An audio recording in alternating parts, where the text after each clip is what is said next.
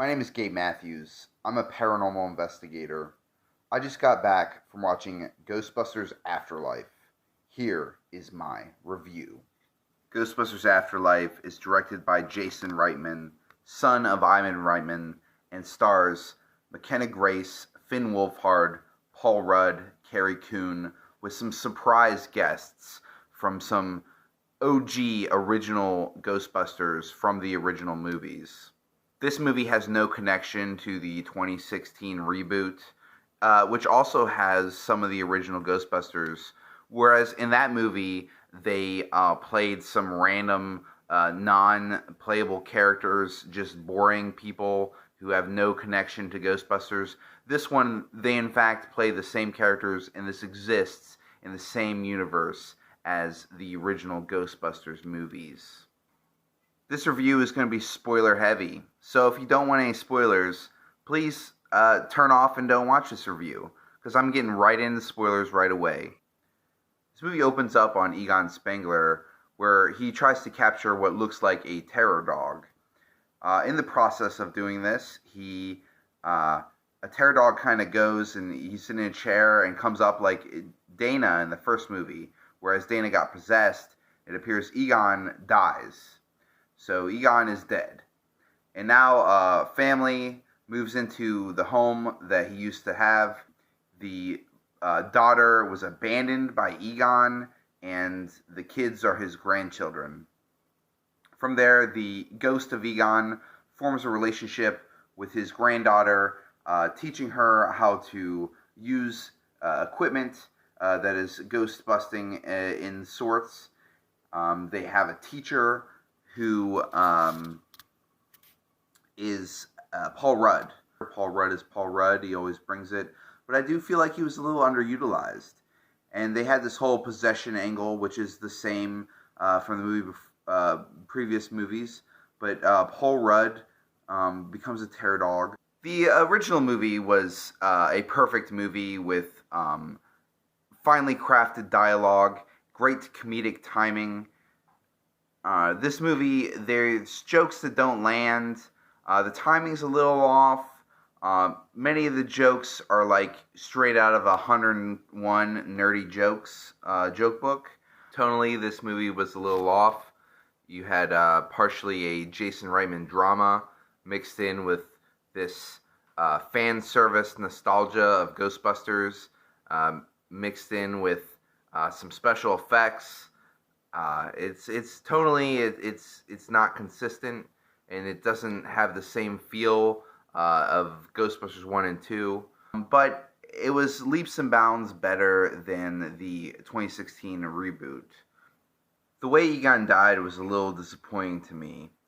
I imagine him going out as a sacrifice, or an epic death, or maybe even trying to drill a hole through his head. I don't know, it just seemed like a weird way to go out. The pacing in this movie was not great. I feel like there was some stuff cut from the movie that maybe should have been left in, some things that made it into the movie that maybe should have been left out. The things just kind of happen as a matter of fact. The tone was a little off. That being said, there was some great cinematography, some great shots. I love some of the ghost busting in action, some shots of the car, proton streams capturing ghosts, visually and tonally. You know, it was passable, it was good. There's another thing I didn't really care about this movie. There's nothing really new or original. Gozer, again. Terror Dogs, again. Gatekeeper, Keymaster, again. Say what you want about Ghostbusters 2, but Vigo was a great villain. The Gozer altar looks the same, yet Gozer looks a little different. You know, if you're going to go all this way to have Gozer, why not go the full detail and have her look real close, like identical to the original movie? Yet they changed her appearance a bit, which I don't know, was a little off for me. If you're going to do Gozer, why have Gozer appear identical to the first movie? Gozer is a shapeshifter and can come in many chosen forms. Gozer the Traveler. He will come in one of the pre-chosen forms. Why not have Gozer appear as a giant Torg or a Slor? During the rectification of the Voldrani, the Traveler came as a large and moving Torg. Then, during the third reconciliation of the last of the McKettrick supplicants, they chose a new form for him, that of a giant slore. Or do something with the shivs and the zools.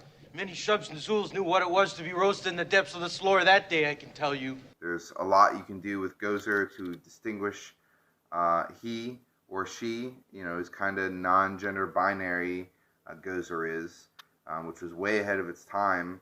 Why not do something with that instead of have the exact same appearance from the first movie? I get that you're trying to do the same thing, but we've kind of been there, done this before. This has the least amount of ghosts of any Ghostbusters movie. It's only about, 6 ghosts or so? Muncher's just a blue Slimer with multiple arms. The store ghost is very similar to, the Taxi Cab ghost. You have that new eye ghost, which is actually a really cool ghost. But it's kind of similar to one of the real Ghostbuster toys. And, I guess you could equate that to maybe the subway ghost from the first movie. You have Mini Puffs, which is, again, not original. It's just a knockoff from the first movie with no rhyme or reason. Why are we doing Stay Puff again? They just kind of appear and show up. Again, you have Gozer and Terror Dogs again. Gozer is not new. It's the same looking Gozer from the first movie. The Terror Dogs look identical as well. Another thing is Muncher just kind of appears. They haven't seen ghosts in 30 years. I guess Egon was kind of trying to chase down the Terror Dogs and Gozer, but Muncher just kind of appears out of nowhere. You think in 30 years of not seeing a ghost that Muncher wouldn't just appear out of nowhere. Right in an opportune time, they're testing their equipment, and all of a sudden they hear a noise, and what do you know? There's Muncher. Why not have them chase down a ghost using the PK meter? Or maybe podcasts would be like, hey, I know of haunted place, let's go check out a ghost. But no, it just so happens to be right when they're testing their equipment at such an opportune time to find a ghost. Kind of strange that it just shows up. And also, why are we in between every Ghostbusters movie where there's no ghosts? There's no ghost busting in between. Ghosts disappear for years and years. They kind of doubled down on that. That was one of the flaws going from the first movie to the second movie, is that for 5 years in between the first movie and the second movie, there's no ghosts or ghost busting.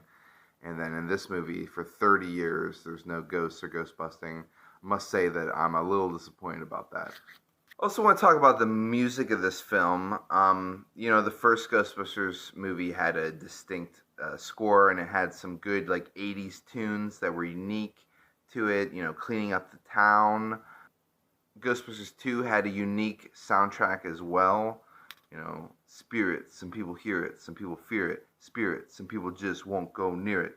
It's some unique stuff. This one, the score was identical to the first movie. I mean, there was some new twists and stuff, which I liked the first score, and that was one of the things that the second movie changed the score a lot. But this one, I don't know, at times it was so samey, it kind of took me out of the film for a second. And then the songs that weren't part of the score seemed kind of random. Nothing says Ghostbusters and driving around Ecto 1 in a field than Boredom by the Buzzcocks.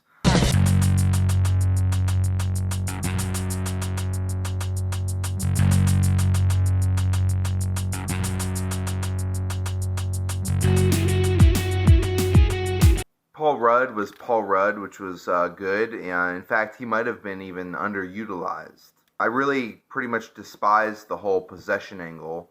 It was pretty much, oh, I'm a terror dog, gatekeeper, keymaster, I love you, possession, nothing too new or original.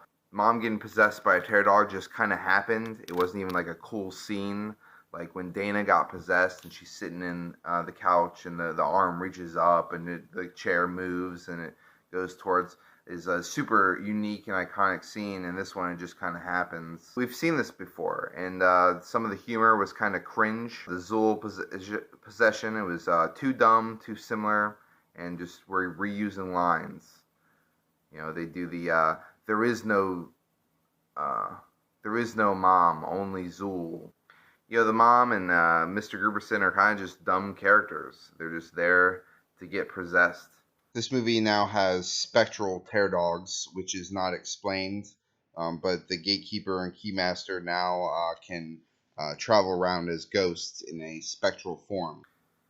You know, they really love that Revelations Bible quote. You know, it's on the signs as they drive into the farm at the very beginning of the movie. I don't really see Egon as someone who would write Bible quotes on signs in front of his house. And then later, it's actually tattooed on Ray Stanza's arm, which I thought, you know, as a throwaway line, or not a throwaway line, but just as a random line of dialogue from the first movie, they really use it a lot. Which brings me to Ray. You know, they totally pulled a Luke from Last Jedi on this. You know, Ray gets old and becomes a curmudgeon. You know, the Ray I knew is so gung-ho on ghosts. You know, why would he stop? He tells Egon to rot in hell. Ray saying not to chase ghosts, it really hurt me because, you know, Ray was the heart of the Ghostbusters. You know, that's not Ray. You know, he would have totally believed Egon's story and went along with it, I would think. You know, they would have to, I feel like they should have explained this more as why Ray would not believe Egon. Also, why did Egon take all the equipment and leave the Ghostbusters? That also seems unlike Egon to leave Peter, Ray, and Winston and make them all pissed at him.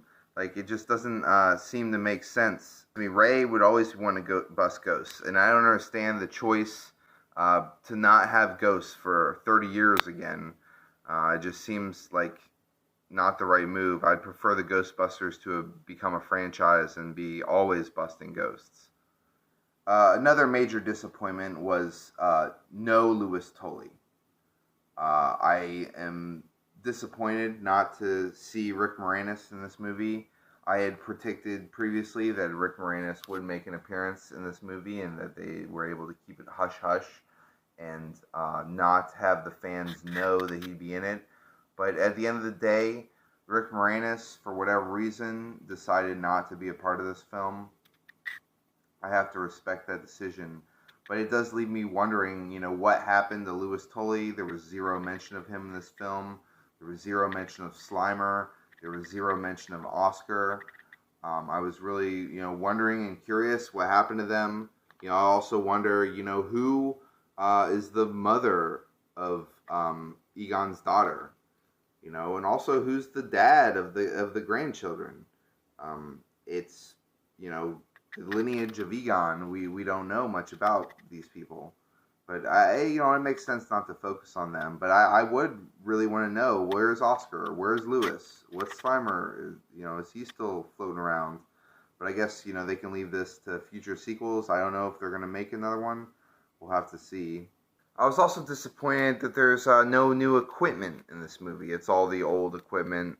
You would think Egon would have some new equipment just sitting around his house. I mean, he had so many years to create new equipment.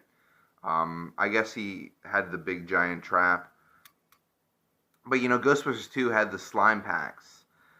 You know, and I was kind of hoping that after all these years we'd have some new equipment. You know, we got to play the video game, had a lot of cool equipment and gadgets, so I'd like to see some more cool new Ghostbusters gear, which we didn't really get to see in this film. I thought the special effects were much better than the 2016 reboot, but there is something like off about this movie.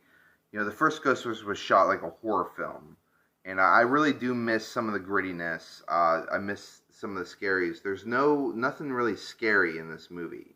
Whereas, you know, the first movie, you had some horror, terrifying moments. Even Ghostbusters 2, you had Vigo, you had, you know, the corpse heads in the subway, you had the bathtub scene, you had a lot of, like, scary, terrifying moments. There really wasn't much scary in this film, and I really think that that was a detriment. I'm not really sure what this movie is trying to be outside of, you know, being nostalgic and paying tribute to Harold Ramis. But even the Egon scene and the Egon ghost scene, for some reason I wasn't as sad or as touched as I would want to have been. That being said, I really do want to go see this movie again. Maybe that my expectations are now set or a known thing. Maybe the second viewing would be a much better experience. Another thing I didn't like is that the firehouse is now a Starbucks. I don't know if that was like a funny joke, but I thought it was just dumb. I was glad to see later on that the stinger for the movie had Winston returning to the firehouse and bringing the firehouse back. I think it was a dumb and stupid move to have the Starbucks reference. I don't see what's funny about Firehouse being a Starbucks or how that would even be possible. But yeah, there was a lot of fan service. There's a lot of little hidden Easter eggs in the movie, which you fortunately don't draw a lot of attention. But so I can overlook those. We'll have Stay Puft on a sign in the background, or symmetrical book stacking, or little fun nods here and there, which I think are pretty much unnecessary, but they decide to do them anyway. They reused lines. They did "Who You Gonna Call," which at my movie theater got a lot of laughs, but I just kind of like, I want to talk about Ivo Shandor. We were at the Gozer Temple, and there's that old guy, and you're like, who's this old guy?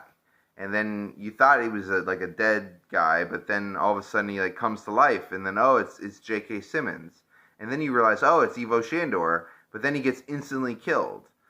And I don't know, this is strange. Ivo Shandor has been dead, as was said in the first movie. After the First World War, Shandor decided that society was too sick to survive. And he wasn't alone. He had close to 1,000 followers when he died. So he's not a human then. So then therefore he's like a ghost. Yet he appears as a human. Yet he dies. Was he a god? There's a lot of confusion to me. Like, what was that all about? What's it supposed to be? Why'd you get J.K. Simmons to be Ivo Shandor? I was hoping that he'd be like the big bad, but it was just something for Gozer. It again seemed like something from Last Jedi, where you set something up. Here's Ivo Shandor. He's the big bad. Nope. Kill him right away, instantly. Kind of subvert your expectations. I did really like the idea of having Ivo Shandor, move out to Oklahoma and build a bunch of buildings to summon a creature or a deity. But it's, again, seeing Gozer again and having Gozer be very similar to what was there before was a little disappointing. And, of course, this is a Sony movie, so there's product placement, whether intentional or not, but you got your Baskin-Robbins, you got your Walmart. I don't want to be all negative. There was a lot of good stuff from this movie. I did like that they moved it out of New York City to have a fresh take, the Oklahoma setting, some of the desert, driving around the Ecto, some proton streams. There's a lot of cool shots and cinematography that, is different in a different setting. I really like the idea of Egon setting up a farm to be a giant trap. I thought that was a pretty cool new idea. I really did enjoy watching Muncher eat them out of jail. When the OG Real Ghostbusters came in the movie, I really enjoyed it. There was as much laughs during the Ghostbusters, the scenes with Peter, Ray, and Winston as there was during the whole entire rest of the movie. I really enjoyed the post-credit scenes with Dana and Peter, as well as that last one with they used some footage of Egon and Janine with the coin, and Winston, who looks like he could set up to take over the franchise. They really do kind of put this movie in a good spot for potential sequels, hopefully with things that I actually want to see, which is more of the original characters interacting with ghosts and stuff. Any of these characters in this movie weren't that great. I thought McKenna Grace did a pretty good job. I thought Podcast had some good moments, but Finn Wolfhard, his character is just kind of there. The mom's kind of boring and bland. And Paul Rudd, I think he could have had more to do, but Paul Rudd is Paul Rudd. Lucky, she's just also kind of there. At the end of the day, the movie didn't really have much of a story to it. It just kind of was. I was hoping for a little more. Seeing as there's 30 years of ghostbusting happening, this movie could have been a lot better. It's mostly just here to shove nostalgia and to make us remember Ghostbusters. A movie that is perfect. And this movie is very much not perfect. I have a love-hate relationship with this franchise, and as a paranormal investigator, as a ghost hunter, there's a lot of fictional elements in this movie. I'd like them to incorporate some, real ghost hunting, but it is what it is. I do like that it seems the general audience is liking this movie, and hopefully it's getting them more interested in paranormal investigation and ghost hunting and supernatural. So that is a bonus of the movie, that people, general audiences are watching movies about ghosts and paranormal investigation, even if the paranormal investigation and equipment is 100% fictional. I'd like to see them incorporate some real-life ghost hunting techniques and science into the movie, but after this is the fourth movie in the franchise and two animated series, I don't think they're going to change and add, real paranormal investigation into it. So it kind of is what it is. This is a gateway for some people into the paranormal. At the end of the day, this movie wasn't funny enough. It wasn't sad enough. It wasn't scary in the slightest. It wasn't epic. It was just a vessel for fan service and nostalgia. This movie was overall mostly disappointing. I'm going to give the movie a very generous 5 out of 10. And thanks for watching. Again, my name is Gabe Mathews. I'm a paranormal investigator. Stick around to this channel. You'll get to see many of our paranormal investigations. Maybe I'll do some more reviews of paranormal type movies, paranormal adjacent movies. Let me know in the comments what you'd like to see me do, or where you'd like to see this channel going. But I hope to have more paranormal investigations soon and talk more to you. Please like and subscribe, and the truth is paranormal. Be a searcher.